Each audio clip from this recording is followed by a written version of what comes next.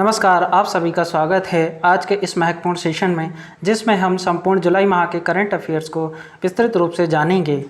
और वही current affairs को जो हमने शामिल किया है, जिसमें जो कि एग्ज़ाम की दृष्टि से बहुत महत्वपूर्ण है। देखते हैं 1 जुलाई को जो है चिकित्सक दिवस व जीएसटी दिवस के रूप में मनाया जाता है। जीएसटी दिवस क्यों महत्वपूर्ण है? 1 जुलाई 2017 को भारतीय संसद द्वारा जीएसटी का गठन किया गया, जिसके लिए भारतीय संसद द्वारा 101 बार संविधान संशोधन किया गया। ये 2006 में गठित विजय केलकर टास्क फोर्स के रिकमेंडेशन पर जो है इसको अपनाया गया। आगे देखते हैं नीति आयोग क्यों चर्चा में है? नीति आयोग इसलिए चर्चा में है क्योंकि हाल ही में इसके जो सीईओ थे, जो कि अमिताभ कांत, इनका कार्यकाल 1 वर्ष के लिए बढ़ा दिया गया है। नीति आयोग की संरचना के बारे में देख लेते हैं क्या क्या होता है। नीति आयोग की स्थापना 1 जनवरी 2015 को इसकी स्थापना कार्यकारी आदेश के द्वारा की गई थी। इसके अध्यक्ष भारतीय प्रधानमंत्री जो होते हैं, इसके पदेन अध्यक्ष होते हैं, जो कि नरेंद्र मोदी जी इसके पदेन अध्यक्ष हैं। और इसका जो महत्वपूर्ण जो अधिकारी होता है वो इसका उपाध्यक्ष होता है, जो केंद्र सरकार द्वारा मनोनीत होता है। इसके प्रथम जो उपाध्यक्ष थे अरविंद पनगड़िया जी थे।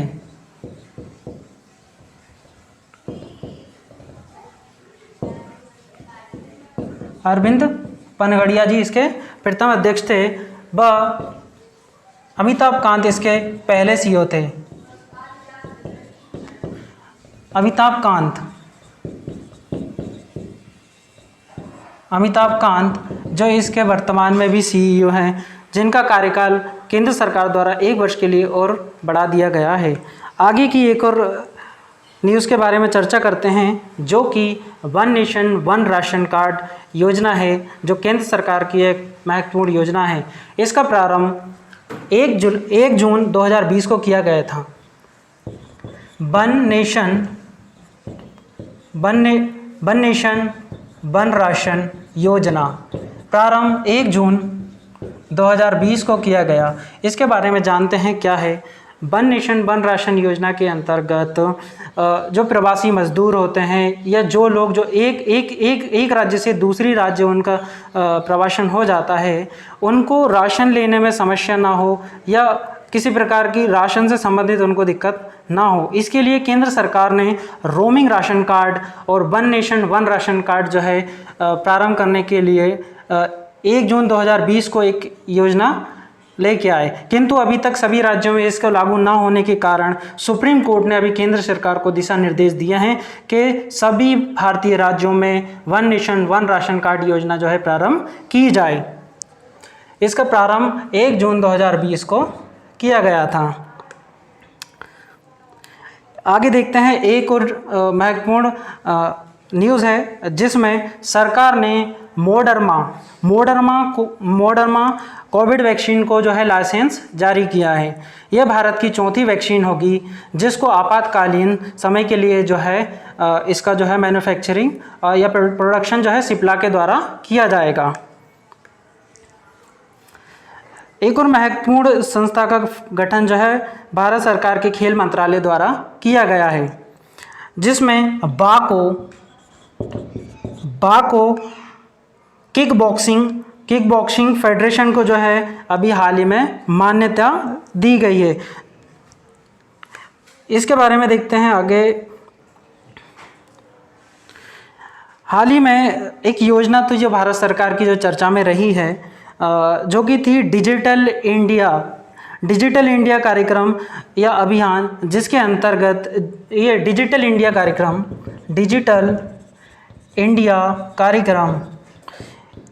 1 जुलाई 2015 से प्रारंभ हुआ था, जिसके अंतर्गत भारत सरकार की समस्त योजनाओं को इलेक्ट्रॉनिक माध्यम से जो है सरकारी सेवाओं को जनता तक पहुंच उपलब्ध कराना है। इसलिए डिजिटल इंडिया कार्यक्रम 1 जुलाई 2015 को केंद्र सरकार द्वारा प्रारंभ किया गया था। आगे देखते हैं एक और महत्वपूर्ण घटना के बारे में, जिसमें हीट डोम का संबंध किससे हाल ही में यह चर्चा में रहा है।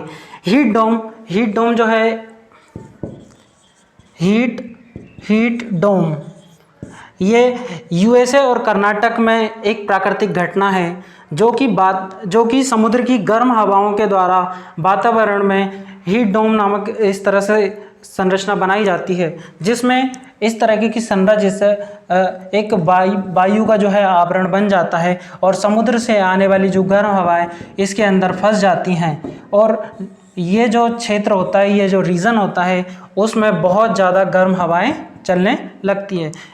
इसी को जो है हम हीट डोम कहते हैं। आगे देखते हैं, हाल ही में केंद्र सरकार ने एक प्रोजेक्ट चालू किया है, प्रोजेक्ट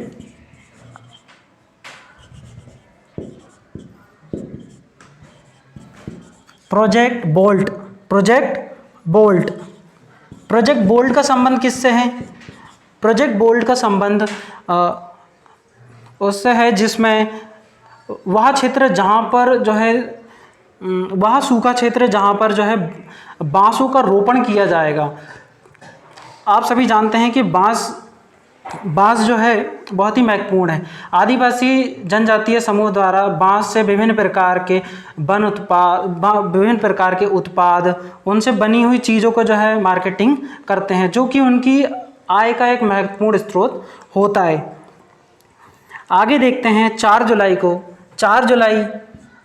जुलाई को अमेरिकी स्वतंत्रता दिवस के रूप में मनाया जाता है। अमेरिका स्वतंत्रता दिवस क्योंकि 1776 को अमेरिकी संविधान लागू हुआ और इसी दिन अमेरिका में जो है 4 जुलाई को स्वतंत्रता दिवस के रूप में मनाया गया। इसी में एक और महत्वपूर्ण व्यक्तित्व हैं जो कि स्वामी विवेकानंद हैं। 4 जुलाई को इनकी पुण्यतिथि भी मनाई जाती है। इनका बचपन का नाम जो कि नरेंद्र दत्त था। आगे देखते हैं एक और बहुत महत्वपूर्ण घटना जो जुलाई माह में घटित हुई थी, जिसके बारे में हम देख लेते हैं। भारत और पाकिस्तान के बीच जो है सिंधु जल समझौता, सिंधु और उसकी सहायक नदियों के जल बंटवारे के लिए 1960 में जो है हुआ था। सिंधु जल समझौता कब हुआ था? 1960। किसके माध्यम से? वर्ल्ड बैंक के माध्यम से, विश्व बैंक के सहयोग से जो है सिंधु जल समझौता किया गया। इसमें सिंधु और उसकी सहायक नदियों झेलम, चिनाब, रावी, सतलज, ब्यास के जल के बंटवारे के लिए यह समझौता किया गया था। ये न्यूज़ में क्यों है? क्योंकि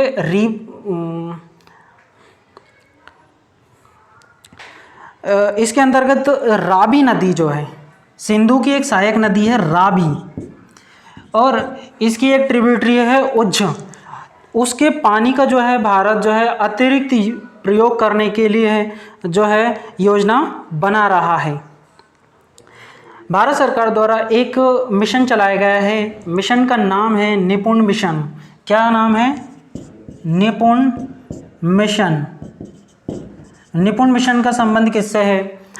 तो इसके अंतर्गत छात्रों को संख्यात्मक और मूलभूत अध्ययन के बारे में समझ विकसित करने के लिए भारत सरकार द्वारा निपुण मिशन जो है प्रारंभ किया गया है। एक और न्यूज़ है जो कि बहुत ही महत्वपूर्ण है, जिसमें एक क्षुद्र ग्रह है रहयुगु,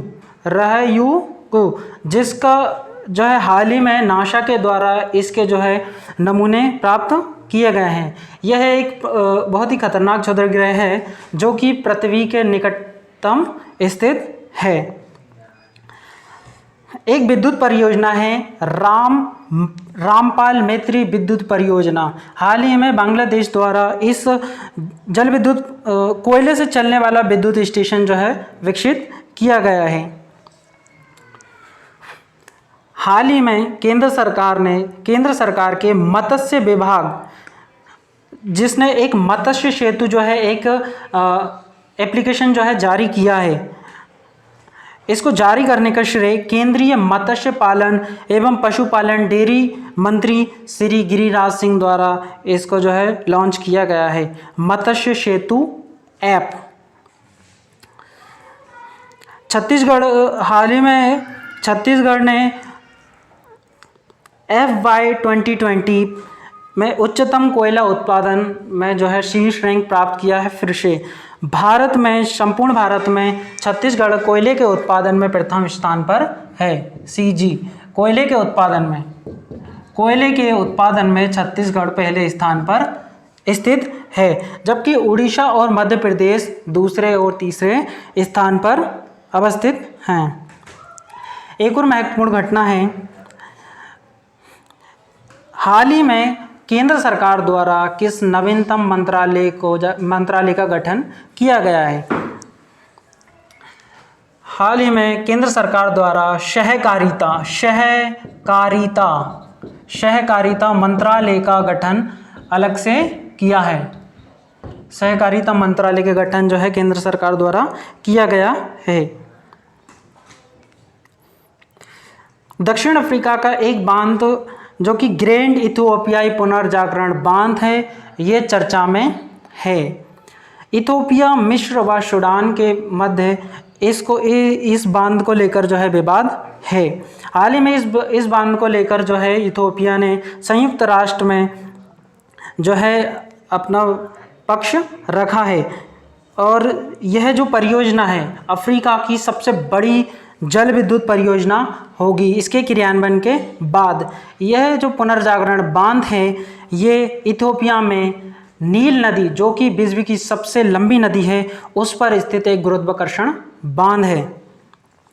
आगे देखते हैं पश्चिम बंगाल क्यों चर्चा में है? पश्चिम बंगाल ने हाल ही में अनुच्छेद 169 का प्रयोग, अनुच्छेद भारतीय संसद में द्विसदनीय विधायिका की जो है व्यवस्था है, जिसमें राज्य में विधानसभा और विधान परिषद का प्रावधान है, किंतु भारत के 6 ही राज्यों में अभी जो है विधान परिषद गठित की गई हैं अनुच्छेद 169 का प्रयोग कर। हाल ही में पश्चिम बंगाल के विधानसभा द्वारा विधान परिषद के गठन के लिए एक प्रस्ताव को मंजूरी प्रदान की गई है। भारत में 6 राज्य जो हैं जिनमें विधान परिषद है, उनके बारे में देख लेते हैं। उत्तर प्रदेश, बिहार, महाराष्ट्र, आंध्र प्रदेश, कर्नाटक और तेलंगाना। उत्तर प्रदेश, बिहार, महाराष्ट्र, आंध्र प्रदेश, कर्नाटक और तेलंगाना, ये 6 राज्यों में जो है विधान परिषद गठित हैं। आगे देखते हैं कुछ महत्वपूर्ण घटनाएं, जिसमें हाल ही में असम में 2 नई मकड़ियों की प्रजातियां खोजी गई हैं, जिसमें ग्रेबेलिया बोरो और एक और है क्लेनी। ग्रेबेलिया बोरो व क्लेनी, ये क्या हैं? ये 2 मकड़ियों की प्रजाति हैं। हाल ही में असम राज्य में इनकी नवीनतम प्रजाति को खोजा गया है। ये दोनों मकड़ी की प्रजाति हैं। आगे देखते हैं डेनमार्क में बना दुनिया का सबसे ऊंचा रेत का महल। इससे पहले जर्मनी में जो कि 17 मीटर विश्व का सबसे ऊंचा रेत का महल था, हाल ही में डेनमार्क में 21 मीटर का जो है रेत का महल का निर्माण किया गया है, जो दुनिया का सबसे बड़ा रेत महल के रूप में जाना जाता है। आगे देखते हैं हाल ही में राष्ट्रपति द्वारा 8 राज्यों में नए राज्यपाल की नियुक्ति की गई है। इनके बारे में हम जान लेते हैं कौन कौन से राज्यों में जो है राज्यपालों की नियुक्ति की गई है। राज्यपाल की नियुक्ति राष्ट्रपति के द्वारा की जाती है।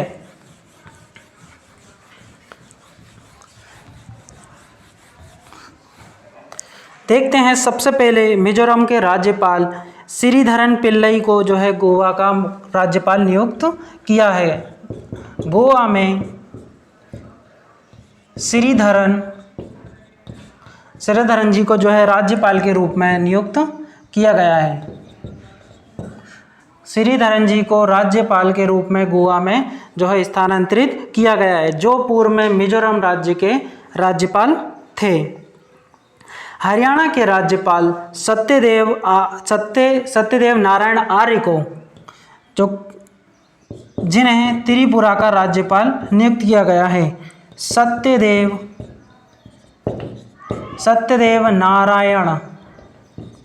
नारायण आर्य को त्रिपुरा का राज्यपाल जो है नियुक्त किया गया है। रमेश बैस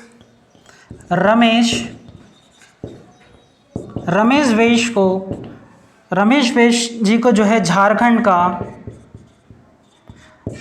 का राज्यपाल नियुक्त किया गया है। गोवा में श्रीधरन पिल्लई को जो है राज्यपाल के रूप में मनोनीत किया गया है। सत्यदेव नारायण आर्य को त्रिपुरा के राज्यपाल के रूप में जो है नियुक्त किया गया है, जबकि रमेश बैस को झारखंड के राज्यपाल के रूप में नियुक्त किया गया है। आगे देखते हैं हिमाचल प्रदेश के राज्यपाल बंडारू दत्तात्रेय को हरियाणा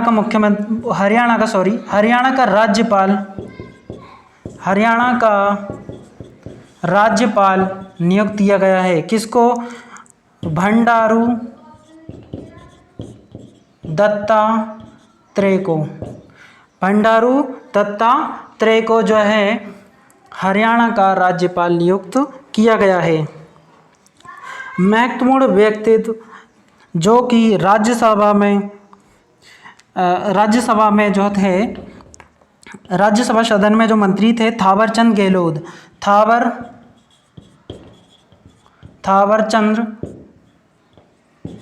गहलोत। ये क्यों इम्पोर्टेंट है? क्योंकि इनको जो है हाल ही में कर्नाटक राज्य का राज्यपाल नियुक्त किया गया है। आगे देखते हैं हरि बाबू को जो है हरि बाबू को मिजोरम का राज्यपाल नियुक्त किया गया है। मध्य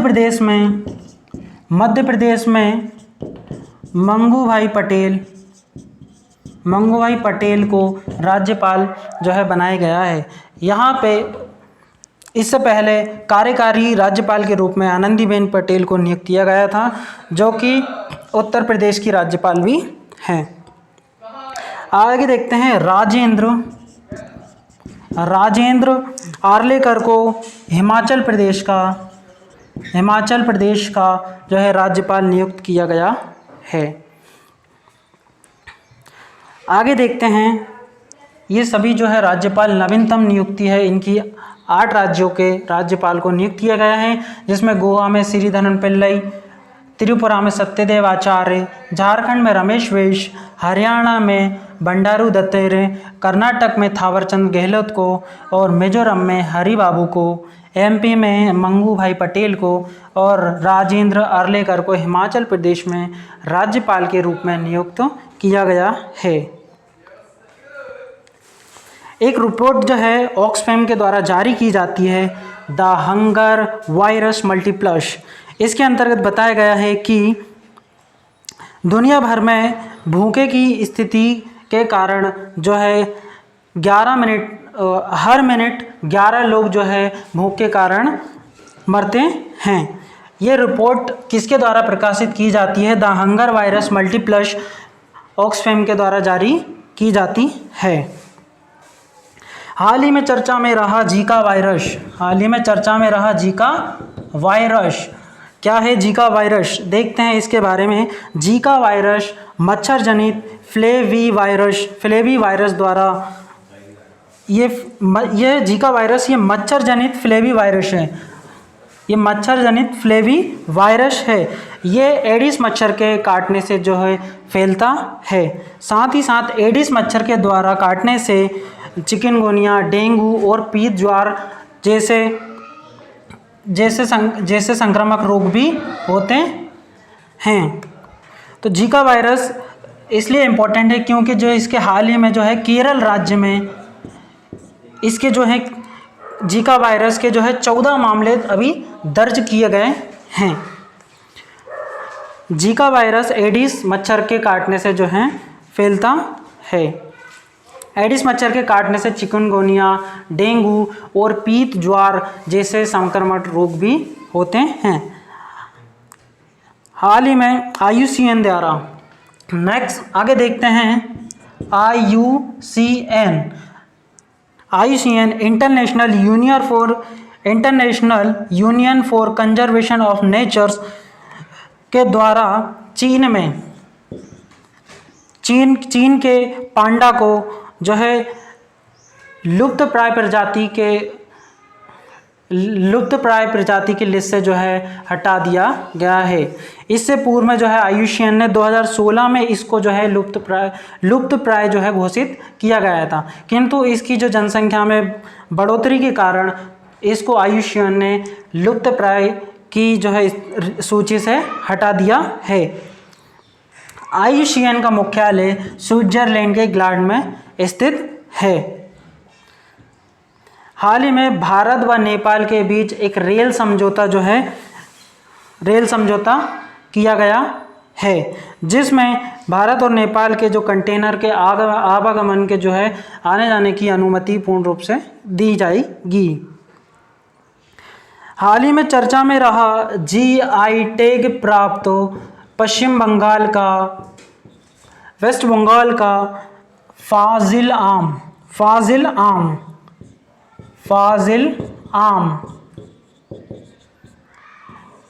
आम जो कि GI टैग प्राप्त है और ये पश्चिम बंगाल में पाया जाता है, जिसमें अभी फाजिल आम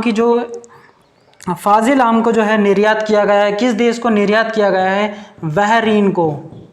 बहरीन को फाजिल आम का जो है निर्यात किया गया है। ये पश्चिम बंगाल का GI टैग प्राप्त एक आम की प्रजाति है।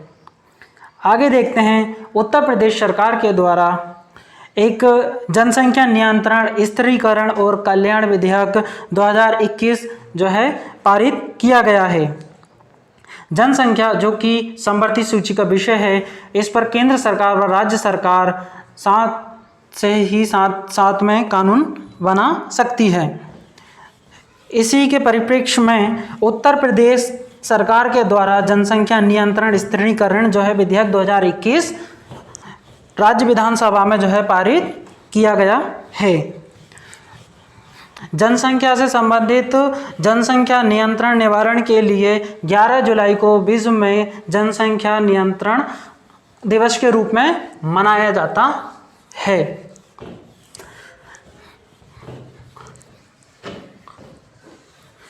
आगे देखते हैं, ब्लू ओरिजिन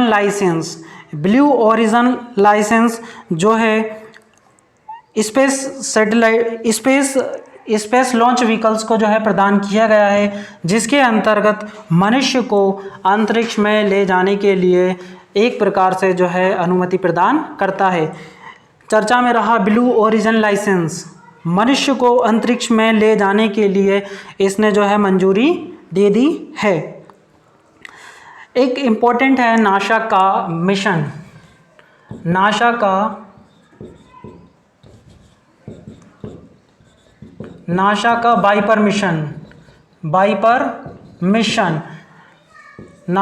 वाइपर मिशन पूछा जा सकता है कि वाइपर मिशन जो है किस संस्था द्वारा जो है इसका संचालन किया जाएगा। तो वाइपर मिशन जो है नासा के द्वारा लॉन्च किया जाएगा 2023 में, जो कि वोलाटाइल्स इन्वेस्टिगेटिंग पोलर एक्सप्लोरेशंस रोवर है। ये रोवर किसके द्वारा लॉन्च किया जाएगा? तो नासा के द्वारा ये लॉन्च किया जाएगा। आगे देखते हैं, लेमारू हाथी रिजर्व क्यों चर्चा में है? लेमारू हाथी रिजर्व सबसे पहले तो यह किस राज्य में अवस्थित है? ये छत्तीसगढ़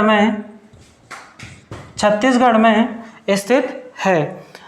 छत्तीसगढ़ राज्य सरकार के द्वारा इसके क्षेत्रफल को कम करने के कारण यह योजना या यह रिजर्व लेमारू एलिफेंट रिजर्व चर्चा में है। आगे देखते हैं एक बहुत ही महत्वपूर्ण घटना।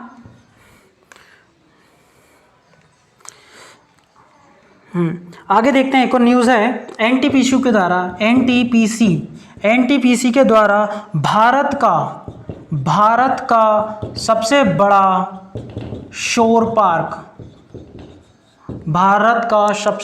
शोर पार्क गुजरात के कच्छ के रण में जो है एनटीपीसी के द्वारा स्थापित किया जाएगा। इसकी क्षमता होगी 4750 मेगावाट 4750 मेगावाट। एक फ्लोटिंग सोलर प्लांट जो है मध्य प्रदेश के खंडवा जिले के अमरकंटक में भी जो है 600 मेगावाट का फ्लोटिंग जो है भारत का विश्व का सबसे बड़ा फ्लोटिंग पार्क होगा। इसी के साथ जो है तेलंगाना के रामागुंडम में विश्व का सबसे बड़ा सौर जो है फ्लोटिंग सोलर प्लांट जो है स्थापित किया जाना है। और मध्य प्रदेश के राजगढ़ में सौर ऊर्जा पार्क जो है स्थापित किया गया, जो कि मध्य प्रदेश का पहला सौर ऊर्जा पार्क है। मध्य प्रदेश के खंडवा में अमरकंटक में 600 मेगावाट का जो फ्लोटिंग सोलर प्लांट जो है स्थापित किया गया है। और हाल ही में एनटीपीसी के द्वारा भारत का सबसे बड़ा सौर पार्क जो है गुजरात के कच्छ के रण में जो स्थापित किया जाएगा। हाल ही में भारत का पहला ऐसा कौन सा शहर बना है जिसके द्वारा पहली हरित हाइड्रोजन परिवहन परियोजना जो है संचालित की जाएगी? ये है लेह जो कि लद्दाख में स्थित है। लेह लद्दाख में स्थित है, जो कि भारत की पहली हरित हाइड्रोजन परिवहन परियोजना को जो है क्रियान्वित करेगा। महत्वपूर्ण व्यक्तित्व में देख लेते हैं पीयूष गोयल। राज्यसभा के सदन के नेता के रूप में पीयूष गोयल जी को जो है नियुक्त किया गया है। ये थावरचंद गहलोत का स्थान लेंगे। थावरचंद गहलोत को कर्नाटक राज्य का राज्यपाल राष्ट्रपति के द्वारा नियुक्त किया गया है।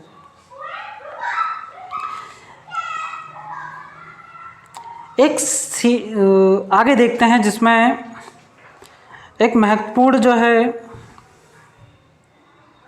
बिल्डिंग का निर्माण किया गया है, जिसमें देखते हैं गांधीनगर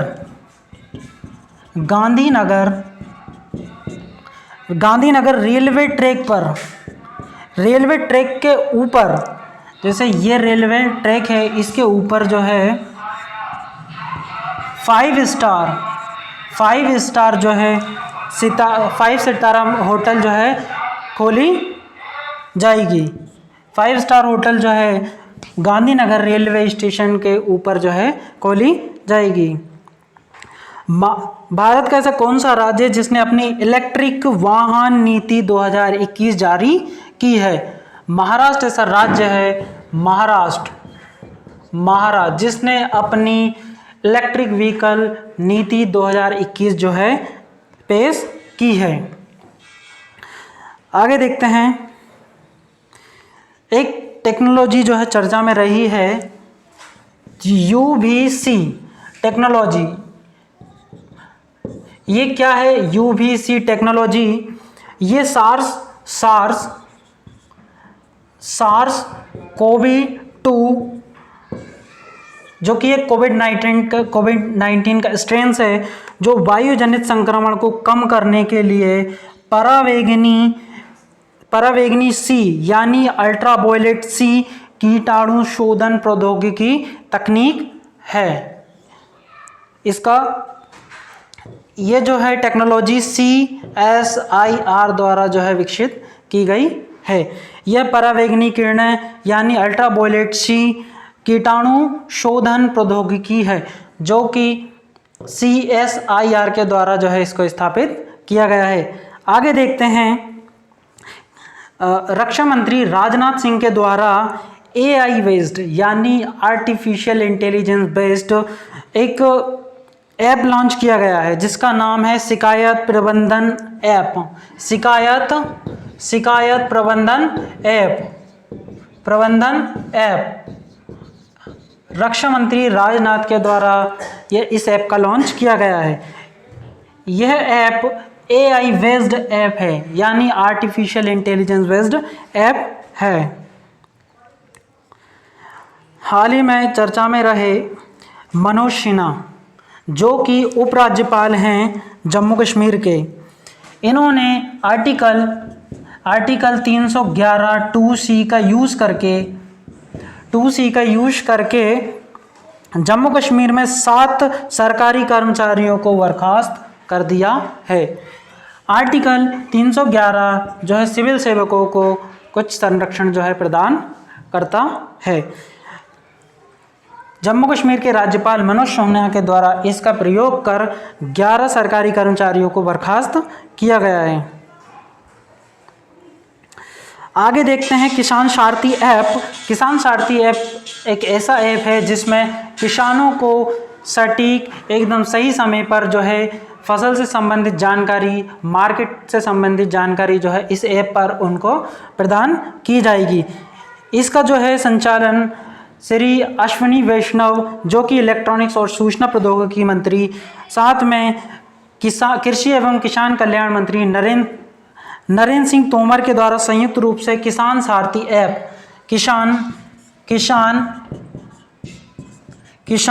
सारथी ऐप जो है लॉन्च किया गया है।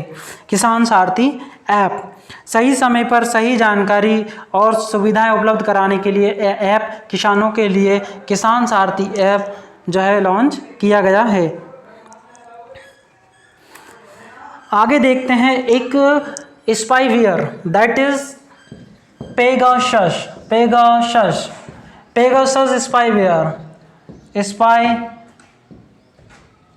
स्पाईवेयर जो है चर्चा में रहा है, जो कि एक कंप्यूटर वायरस है। इसके माध्यम से जो है स्मार्टफोनों को हैक किया जाता है और जिसके माध्यम से भारतीय पत्रकार और राजनेताओं की जो जानकारी जो है गुप्त रूप से इकट्ठा की जाती है। तो पेगासस भारत में जो था एक्टिव था, ये एक कंप्यूटर वायरस है। ये भी एक मैलवेयर वायरस से संबंधित है। हाल ही में नासा का हब्बल टेलीस्कोप चर्चा में रहा है। हब्बल टेलीस्कोप, यह हब्बल अंतरिक्ष टेलीस्कोप एक अंतरिक्ष दूरबीन है जो कि 1990 में नासा के द्वारा बनाई गई थी। इसके द्वारा अंतरिक्ष में खगोल विज्ञान से संबंधित और उसकी जानकारी प्राप्त करने के लिए इसका यूज़ किया जाता है। नासा का हब्बल टेलीस्कोप ये चर्चा में रहा है। क्योंकि कुछ समय पहले इसमें तकनीकी कारण से यह खराब हो गया था। हाल ही में इसकी तकनीकी समस्या को सुधार कर फिर से प्रयोग में इसको लाया जा रहा है। क्या? नासा का हब्बल टेलीस्कोप। आगे देखते हैं एक रेल संपर्क जो कि जयनगर कुर्था एक रेल संपर्क है। जयनगर जो कि बिहार और कुर्था जो कि नेपाल का एक शहर है, इन दोनों के बीच जो है एक रेलवे का जो है निर्माण किया जाएगा। किस में? बिहार का जयनगर और नेपाल का कुर्था, इनके बीच जो है रेल सड़क संपर्क जो है स्थापित रेल संपर्क जो है स्थापित किया जाएगा। ये भारत और नेपाल के बीच जो है एक दूसरे का जो है सहयोग देने और एक संपर्क स्थापित करने के लिए इसका निर्माण किया जाएगा।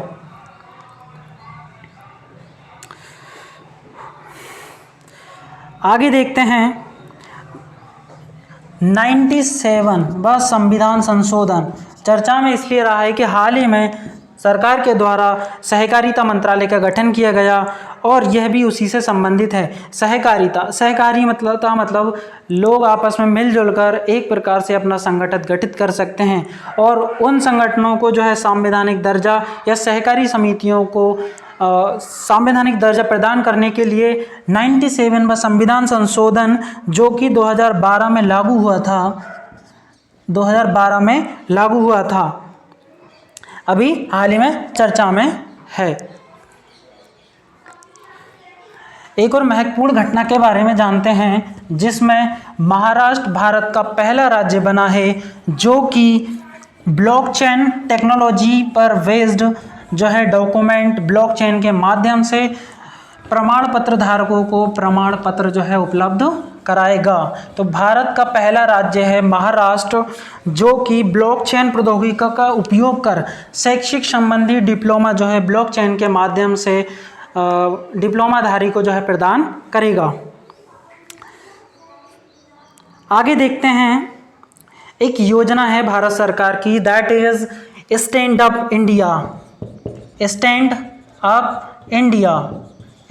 इंडिया। ये केंद्र सरकार की योजना है जो कि 5 अप्रैल 2016 को प्रारंभ की गई थी। इसका उद्देश्य था उद्यमिता को बढ़ावा देने के लिए केंद्र सरकार ने स्टैंड अप योजना चलाई जिसके माध्यम से जो है ऋण प्रदान कर आप अपने उद्योग का जो है संचालन कर सकते हैं और एंटरप्रेन्योरशिप को जो है आप विकसित कर सकते हैं। हाल ही में केंद्र सरकार के द्वारा 2025 तक जो है इसको आगे बढ़ाया गया है। आगे देख लेते हैं क्या खास है।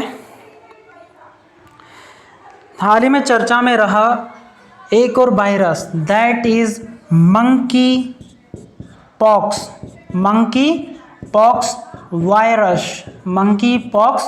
वायरस। ये एक ऐसा वायरस है जो भी व्यक्ति इस वायरस के संपर्क में आता है तो उसके पूरे शरीर पर स्मॉल पॉक्स और चिकन पॉक्स जैसे छोटे छोटे पिंपल जैसे स्पॉट जो है पूरे शरीर पर दिखने लगते हैं। हाल ही में मंकी पॉक्स वायरस जो है अमेरिका में जो है इसके जो है केसेस मिले हैं। आगे देख लेते हैं और क्या खास है।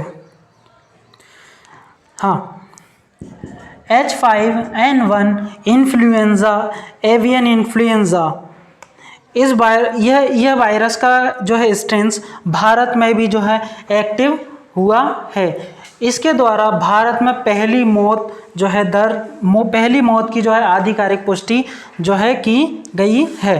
तो H5N1 किससे संबंधित है?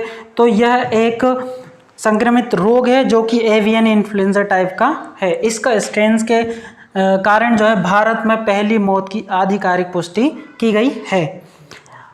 आगे देख लेते हैं क्या खास है। और 23 जुलाई क्यों इम्पोर्टेंट है? 23 जुलाई को लोकमान्य तिलक, बाल गंगाधर तिलक का जो है जन्मदिन है। इसी के अवसर पर जो है बाल गंगाधर तिलक की जो जयंती मनाई जाती है 23 जुलाई को। बाल गंगाधर तिलक का असली नाम क्या है? इनका मूल नाम केशव गंगाधर तिलक है। इन्हें हम सभी लोकमान्य तिलक के नाम से भी जानते हैं और इनका जन्म महाराष्ट्र के रत्नागिरी में हुआ था। हाल ही में चर्चा में रहा नोरोवायरस। क्या है नोरोवायरस?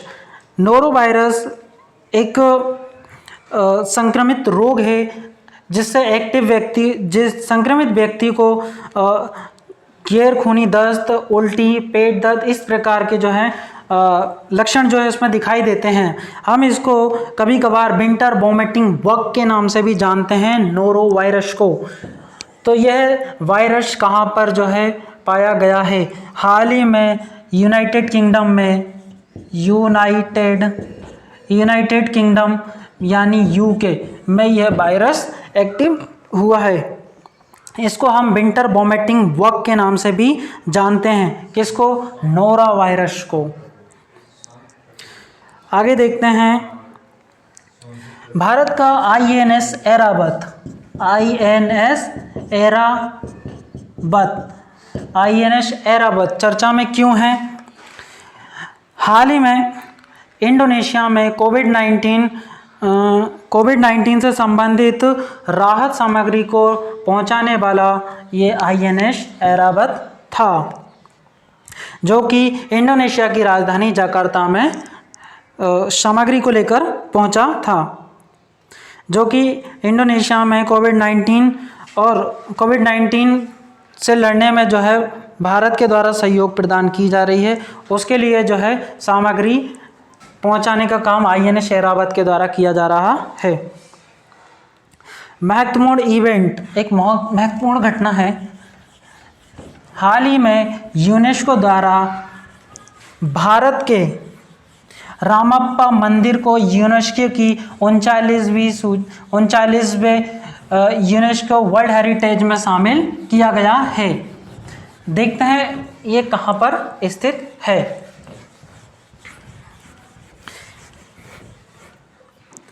रामप्पा मंदिर जो कि तेलंगाना में स्थित है, जिसे यूनेस्को द्वारा 39वें वर्ल्ड हेरिटेज साइट के रूप में जो है इसको जो है संरक्षित किया गया है, जो कि तेलंगाना राज्य में स्थित है। इस मंदिर को हम रामलिंगेश्वर मंदिर के नाम से भी जानते हैं। हाल ही में महिला एवं बाल विकास मंत्रालय द्वारा PM केयर्स फॉर चिल्ड्रन के लिए एक वेब पोर्टल जो है लॉन्च किया गया है, जिसमें बच्चों की सहायता, उनकी पहचान और उनकी सहायता के लिए आवेदन करने से संबंधित जानकारी जो है प्रदान की जाएगी। PM केयर्स फॉर चिल्ड्रन किस मंत्रालय के द्वारा लॉन्च किया गया है? तो महिला एवं बाल विकास मंत्रालय के द्वारा PM केयर्स फॉर चिल्ड्रन के लिए ये जो है ऐप लॉन्च किया गया है। PM केयर्स फॉर चिल्ड्रन किसके द्वारा? महिला एवं बाल विकास मंत्रालय के द्वारा ये जो है लॉन्च किया गया है। हाल ही में कारगिल विजय दिवस की 22वीं वर्षगांठ जो है मनाई गई है। कारगिल विजय की 22वीं वर्षगांठ जो मनाई गई है। भारत में 26 जुलाई को कारगिल दिवस के रूप में मनाया जाता है। 1999 में भारत और पाकिस्तान के बीच एक कारगिल युद्ध होता है, जिसमें भारत की सेना 26 जुलाई 1999 को विजित होती है, और इसी दिन सशस्त्र बलों में जो है 26 जुलाई को कारगिल विजय दिवस के रूप में जो है मनाया जाता है। 23 जुलाई क्यों इम्पोर्टेंट है? 23 जुलाई को लोकमान्य तिलक की जयंती और एक और जो है महत्वपूर्ण व्यक्तित्व की जो है जयंती मनाई जाती है, जो कि मध्य प्रदेश के अलीराजपुर के चंद्रशेखर आज़ाद का जन्म 23 जुलाई को होता है। चंद्रशेखर आज़ाद जो कि मध्य प्रदेश के अलीराजपुर से संबंधित हैं। और देख लेते हैं आगे कुछ महत्वपूर्ण घटनाएं। CRPF ने अपना 83वां स्थापना दिवस जो है मनाया। CRPF ने अपना 83वां जो है स्थापना दिवस मनाया। ये भारत का सबसे बड़ा केंद्रीय सशस्त्र बल पुलिस सेंट्रल भारत का सबसे बड़ा केंद्रीय रिजर्व पुलिस फोर्स है, इसकी स्थापना 27 जुलाई 1939 को इसकी स्थापना की गई थी। ये भारत का सबसे बड़ा सशस्त्र बल है। हाल ही में भारत का 40वां वर्ल्ड हेरिटेज के रूप में गुजरात के धोलावीरा को 40वें वर्ल्ड हेरिटेज साइट के रूप में शामिल किया गया है यूनेस्को के द्वारा। यूनेस्को के प्रमुख जो हैं आंद्रे अजोले हैं। और क्या है इम्पोर्टेंट देख लेते हैं।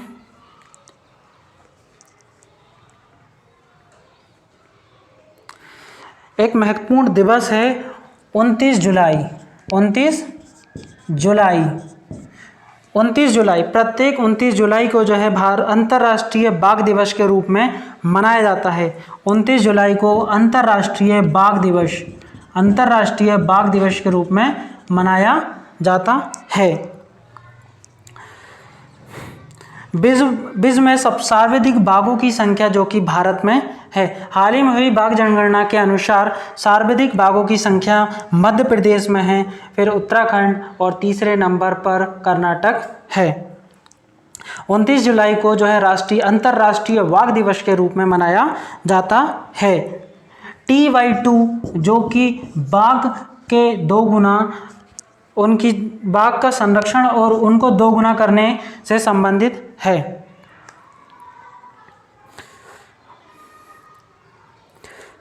हाल ही में भारत का एक शहर है जो चर्चा में रहा है, इसके द्वारा पीने के लिए सुरक्षित नल के माध्यम से जल की सुविधा प्रदान करने वाला भारत का पहला शहर बन गया।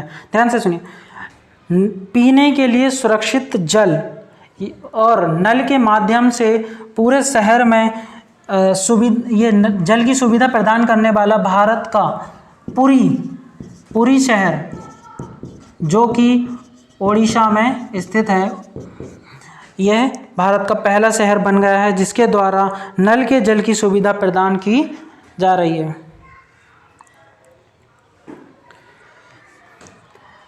आगे देख लेते हैं क्या इम्पोर्टेंट है।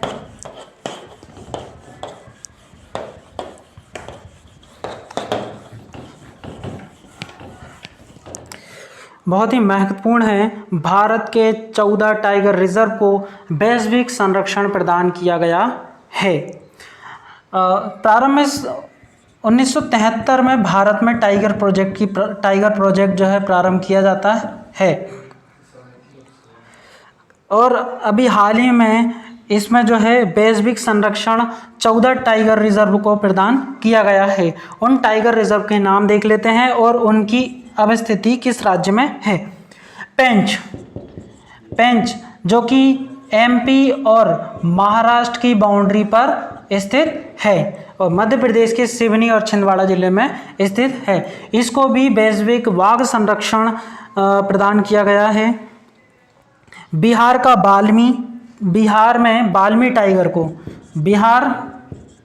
बिहार के बाल्मी टाइगर रिजर्व को भी जो है इसमें शामिल किया गया। पश्चिम बंगाल में सुंदरबन टाइगर रिजर्व को भी इसमें शामिल किया गया। कर्नाटक का बांदीपुर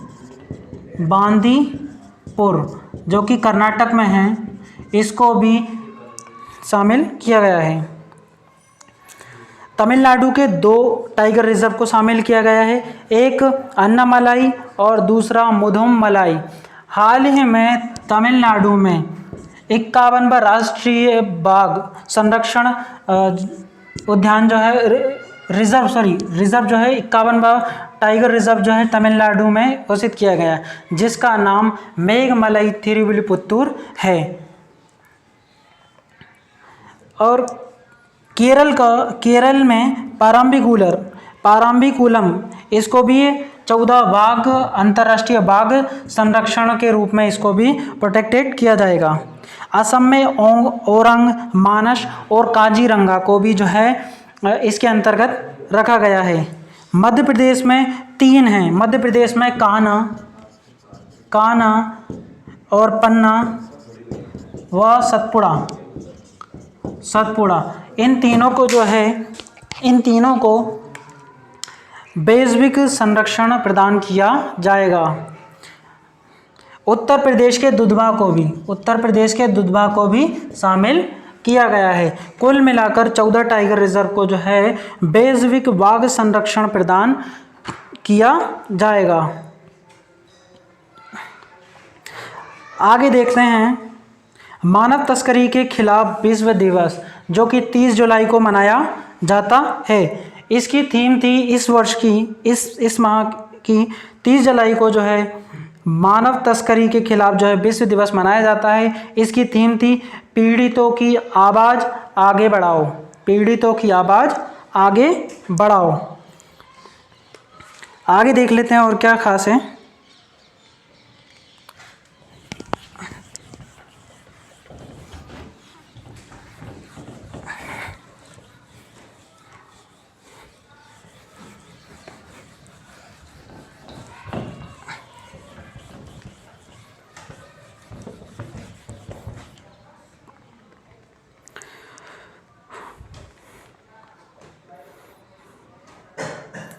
कुछ महत्वपूर्ण राष्ट्रीय महिलाओं की नियुक्ति की गई है।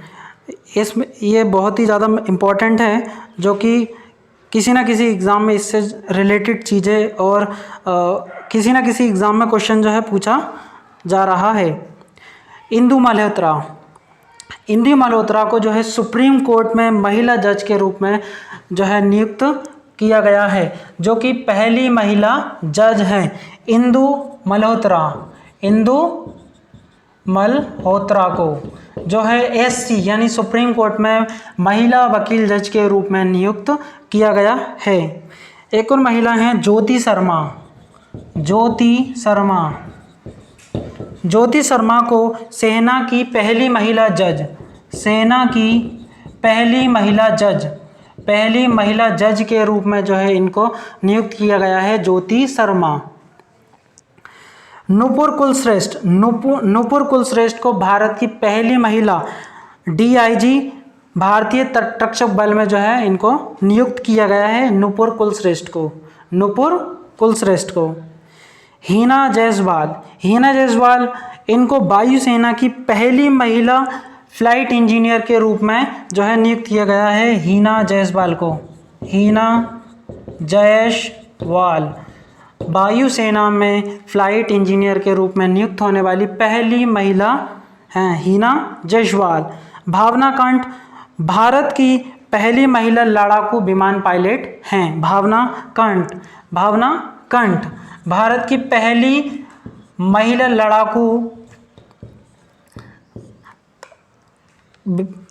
विमान पायलट है, भावना कंठ। एम बीरा लक्ष्मी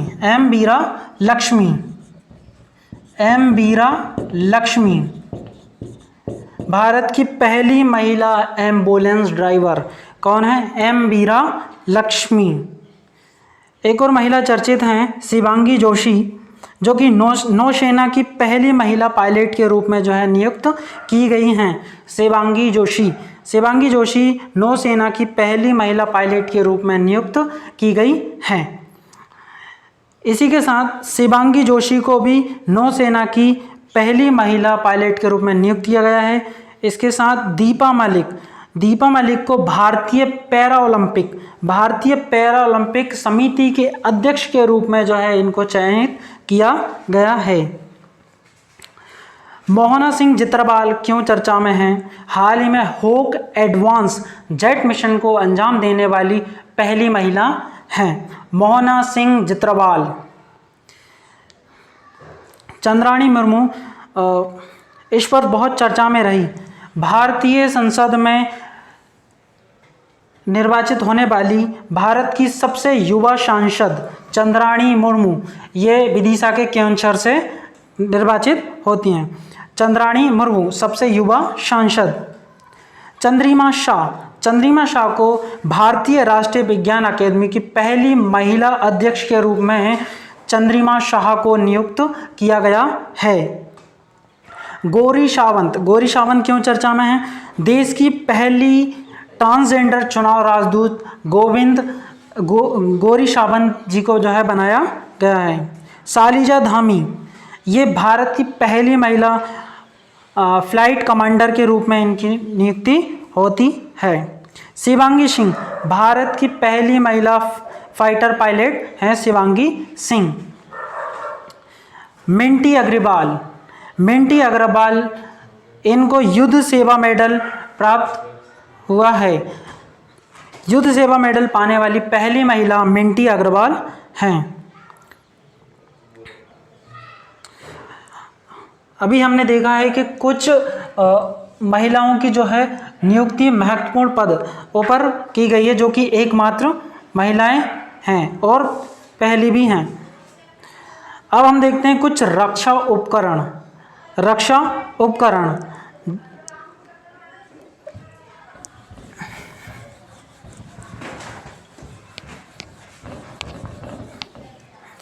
सबसे पहले हम देखते हैं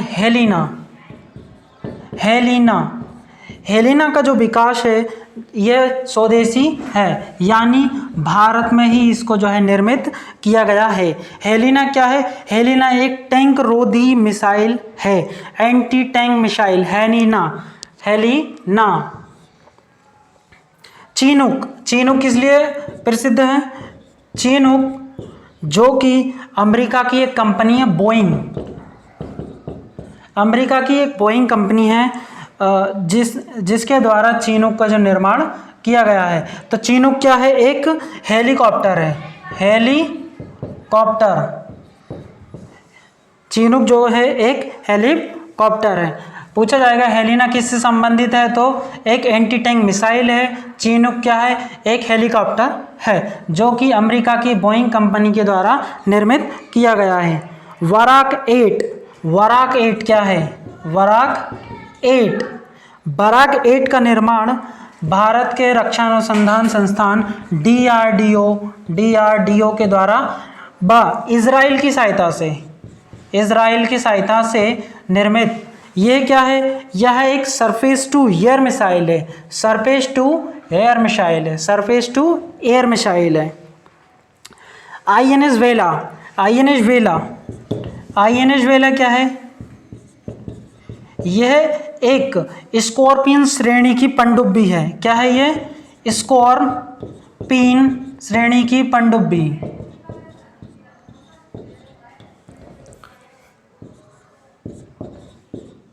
है। INS वेला जो कि फ्रांस द्वारा निर्मित है। इसी के तहत भारत में जो है स्कॉर्पियन श्रेणी की 6 पनडुब्बी और विकसित की जाएंगी, जिसमें INS वेला, INS करंज, INS खांडेर, INS वागीर, इस तरह से इनको जो है भारत में पनडुब्बी के रूप में, स्कॉर्पियन श्रेणी की पनडुब्बी के रूप में शामिल किया जाएगा। INS कलवरी जो कि भारत में ही निर्मित स्कॉर्पियन श्रेणी की पनडुब्बी है। INS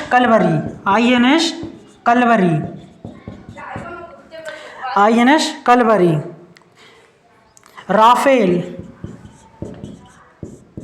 राफेल का जो है निर्माण फ्रांस की द एशोल्ड एविएशन कंपनी के द्वारा निर्मित है। यह एक लड़ाकू विमान है, राफेल।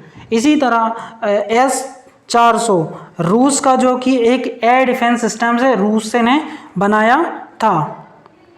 पिनाका एक multi barrel rocket launcher system है। पिनाका ये भारत में निर्मित स्वदेशी है, यानी भारत में ही निर्मित है। ये क्या है? एक रॉकेट है, पिनाका। अपाचे भी एक लड़ाकू हेलीकॉप्टर है जो कि अमेरिका में निर्मित हुआ है।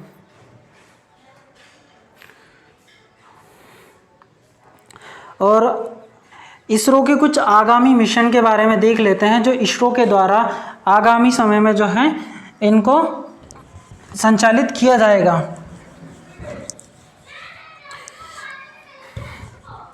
चंद्रयान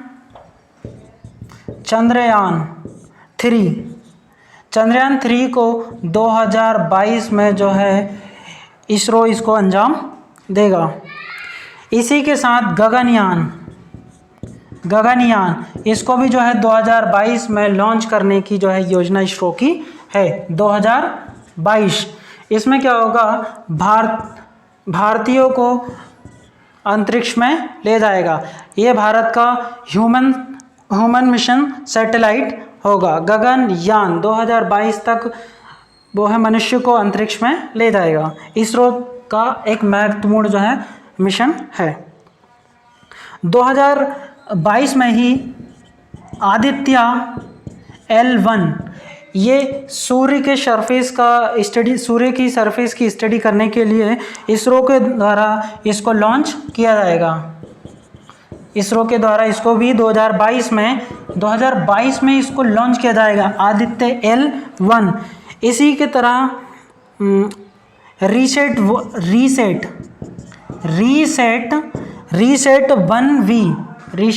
1V यह भारत का एक रिमोट सेंसिंग सैटेलाइट होगा, जो कि 2022 में इसरो के द्वारा इसको भी लॉन्च किया जाएगा 2022 में। और शुक्रयान और मंगलयान दोनों ही मिशन जो है इसरो के द्वारा 2024 में लॉन्च किए जाने की संभावना है। ये हो गए कुछ हमारे इसरो के आगामी मिशंस। अब इसके बाद हम देखते हैं आगे कुछ ऑपरेशंस जिनमें जो किससे संबंधित है और किसके लिए यह ऑपरेशन चलाया गया है। एक ऑपरेशन है ऑपरेशन नमस्ते। ऑपरेशन नमस्ते भारतीय थल सेना द्वारा चलाया गया एक ऑपरेशन है, जिसमें स्वयं को कोविड-19 से सुरक्षित रखने के लिए यह ऑपरेशन चलाया गया। किसका है? भारतीय थल सेना का मिशन है ऑपरेशन नमस्ते। ऑपरेशन बनीला नौसेना के द्वारा मानवीय सहायता प्रदान करने के लिए ऑपरेशन बनीला चलाया गया था। ऑपरेशन बंदर भी जो है चलाया गया था, जिसका संबंध बालाकोट स्ट्राइक से था। यह बालाकोट स्ट्राइक का एक कोड नेम था, दैट इज ऑपरेशन बंदर। ऑपरेशन सुदर्शन भी जो है भारत में बीएसएफ के द्वारा चलाया गया, जिसमें जो कि पंजाब जम्मू कश्मीर में पाकिस्तानी सीमा में जो है घुसपैठ को रोकने के लिए ऑपरेशन सुदर्शन जो है बीएसएफ के द्वारा चलाया गया था। ऑपरेशन सुदर्शन का संबंध किससे है? बीएसएफ से है। ऑपरेशन थर्स्ट ये भारतीय रेलवे के द्वारा प्रारंभ किया गया एक ऑपरेशन था, जिसके अंतर्गत रेलवे में अनाधिकृत ब्रांडेड वाली जो पानी की बोतलें होती हैं उनकी बिक्री पर रोक लगाने के लिए ऑपरेशन थर्स्ट भारतीय रेलवे के द्वारा चलाया गया था। इसी तरह एक ऑपरेशन समुद्र मैत्री जो है भारत के द्वारा प्रारंभ किया गया। ऑपरेशन समुद्र मैत्री का संबंध किससे है? तो इंडोनेशिया में भूकंप और सुनामी से प्रभावित जिसकी मदद के लिए इंडोनेशिया की मदद के लिए ऑपरेशन समुद्र मैत्री जो है प्रारंभ किया गया था। ऑपरेशन समुद्र मैत्री इंडोनेशिया से संबंधित है, जो कि भारत ने सहायता प्रदान करने के लिए चलाया था। एक ऑपरेशन थंडर था, जो रेलवे के द्वारा आरक्षित टिकटों की कालाबाजारी रोकने के लिए ऑपरेशन थंडर चलाया गया था। एक ऑपरेशन था operation 25 that is for Pulwama के मास्टरमाइंड आतंकी गाजी रशीद को पकड़ने के लिए ऑपरेशन 25 जो है भारत सरकार के द्वारा संचालित किया गया था। अब कुछ देख लेते हैं हाल ही में भारत के प्रधानमंत्री के द्वारा नवीनतम कैबिनेट का जो है विस्तार किया गया है। तो देख लेते हैं किस किस मंत्रालय को कौन कौन सा मंत्रालय जो है आवंटित किया गया है। नरेंद्र मोदी को प्रधानमंत्री कार्मिक और लोक सहायता, लोक शिकायत, पेंशन, परमाणु ऊर्जा और अंतरिक्ष विभाग जो है और इसके साथ सभी नीतिगत मुद्दे और अन्य वे सभी विभाग जो किसी अन्य को आवंटित नहीं किए गए हैं। रक्षा मंत्री पहले की तरह राजनाथ सिंह ही हैं और अमित शाह गृह मंत्री हैं। निर्मला सीतारमण वित्त मंत्री एवं कॉर्पोरेट मंत्री हैं, इनमें कोई चेंज नहीं किया गया है। और एस जयशंकर सुब्रमण्यम जयशंकर जो कि पूर्व में ही विदेश मंत्री थे और वर्तमान में भी विदेश मंत्री ही हैं। नितिन जयराम गडकरी सड़क परिवहन एवं राज्य मंत्री नितिन जयराम गडकरी सूक्ष्म एवं लघु मध्यम उद्योग मंत्री भी हैं। पीयूष गोयल को जो है अतिरिक्त प्रभार दिया गया है उपभोक्ता मामले एवं खाद्य और सार्वजनिक वितरण मंत्री, जो है पीयूष गोयल को अतिरिक्त प्रभार जो है प्रदान किया गया है। नरेंद्र सिंह तोमर कृषि एवं किसान कल्याण मंत्री नरेंद्र सिंह तोमर हैं। रविशंकर प्रसाद जो कि कानून और न्याय मंत्री भी हैं। नरेंद्र सिंह तोमर के पास खाद्य प्रसंस्करण उद्योग मंत्रालय भी नरेंद्र सिंह तोमर के पास है। थावरचंद गहलोत जी को जो है ये जो है कर्नाटक राज्य का राज्यपाल जो है नियुक्त किया गया है। इनके पास सामाजिक न्याय और आधिकारिकता मंत्रालय था। रमेश पोखरियाल निशंक जो कि शिक्षा मंत्री हैं, रमेश पोखरियाल निशंक। अर्जुन मुंडा जनजातीय मंत्री हैं। स्मृति ईरानी महिला एवं बाल विकास मंत्री, साथ ही साथ कपड़ा मंत्रालय भी इन्हीं के पास है। और डॉक्टर हर्षवर्धन के पास स्वास्थ्य एवं परिवार कल्याण मंत्रालय, विज्ञान तकनीकी और पृथ्वी विज्ञान मंत्रालय भी डॉक्टर हर्षवर्धन के पास है। प्रकाश जावड़ेकर के पास जो है भारी उद्योग और सार्वजनिक उद्यम मंत्रालय जो है इनको प्रदान किया गया है। गजेंद्र सिंह शेखावत जल शक्ति मंत्री हैं। गिरिराज सिंह पशुपालन एवं डेयरी मत्स्य पालन मंत्री हैं, गिरिराज सिंह। अब कुछ ऐसे फैक्ट देख लेते हैं जो जुलाई माह के बहुत ही महत्वपूर्ण हैं, जिसमें हम सभी प्रकार के जो विविध रूप से जो प्रश्न आते हैं उसको जो है पूरा करेंगे। आईसीसी पुरुष T20 में आईसीसी पुरुष T20 विश्व कप जो है 2021 का आयोजन UAE में किया जाएगा, संयुक्त अरब अमीरात। हाल ही में चीन ने दुनिया का सबसे बड़ा जल विद्युत बांध जो है निर्मित किया है।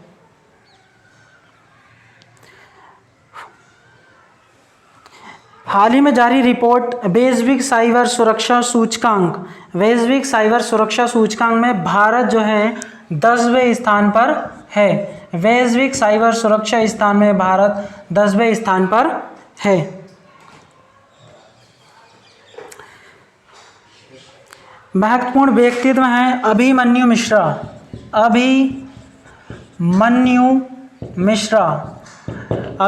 मिश्रा जो कि क्यों चर्चा में है, यह भारत के सबसे कम उम्र के शतरंज ग्रैंड मास्टर जो हैं बन गए हैं। भारतीय मूल के अभिमन्यु मिश्रा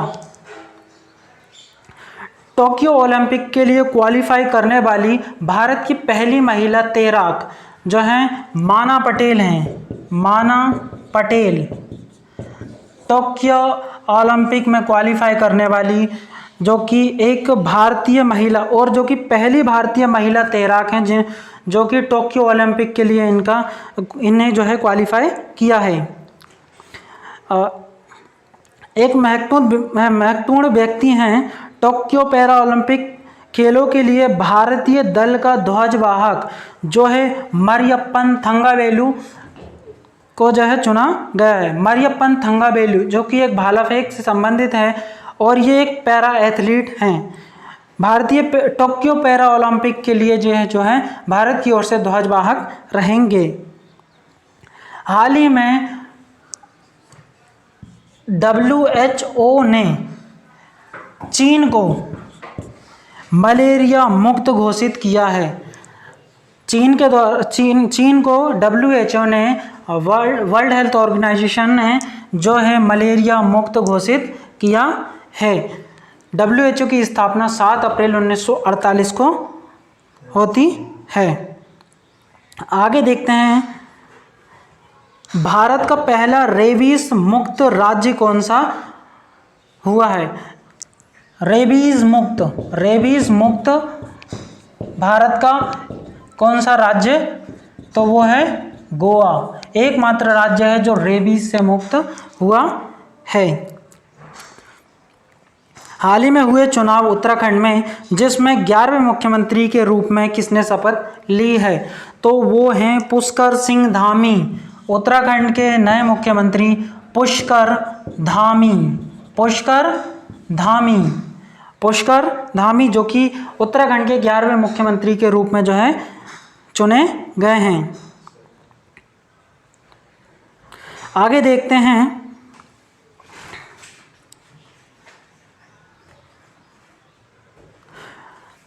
टोक्यो ओलंपिक में प्रारंभ में भारत का ध्वजवाहक कौन था? तो वो थी भारतीय मुक्केबाज MC मैरी कॉम थी। और जबकि समापन समारोह में भारत के पहलवान बजरंग पुनिया जो है समापन में भारत का ध्वजवाहक रहेंगे। प्रारंभ में MC मैरी कॉम जो है ध्वजवाहक रहेंगी और समापन में भारतीय पहलवान बजरंग पुनिया जो है इसके समापन में ध्वजवाहक रहेंगे। महिला अंतर्राष्ट्रीय क्रिकेट में सबसे अधिक रन बनाने वाली खिलाड़ी कौन बन गई है? तो भारत की मिताली राज जो कि राजस्थान से संबंधित है। अंतर्राष्ट्रीय क्रिकेट में सर्वाधिक रन बनाने वाली मिताली राज बन गई हैं, जो कि राजस्थान से संबंधित हैं। मुख्यमंत्री कोविड-19 परिवार आर्थिक सहायता दिल्ली के सरकार के द्वारा चलाई गई है। मुख्यमंत्री कोविड-19 परिवार आर्थिक सहायता योजना दिल्ली सरकार के द्वारा प्रारंभ की गई है। ब्रिक्स देशों की जो आगामी जो बैठक हुई है वो भारत में हुई है। ब्रिक्स की बैठक जो कि भारत में हुई है 2021। इससे पहले रशिया में जो है ब्रिक्स की बैठक जो है आयोजित की गई थी। ब्रिक्स की स्थापना 2009 में की गई थी।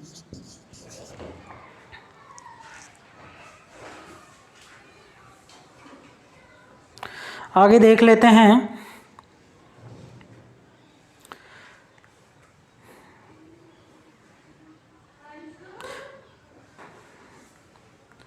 हाल ही में भारत में आयोजित अंतर्राष्ट्रीय फिल्म फेस्टिवल का आयोजन यह हमेशा गोवा में ही होता है। अंतर्राष्ट्रीय फिल्म महोत्सव का आयोजन गोवा में किया गया है। अमेजन ने भारतीय किस शहर में अपना पहला डिजिटल केंद्र जो है खोला है? सूरत में।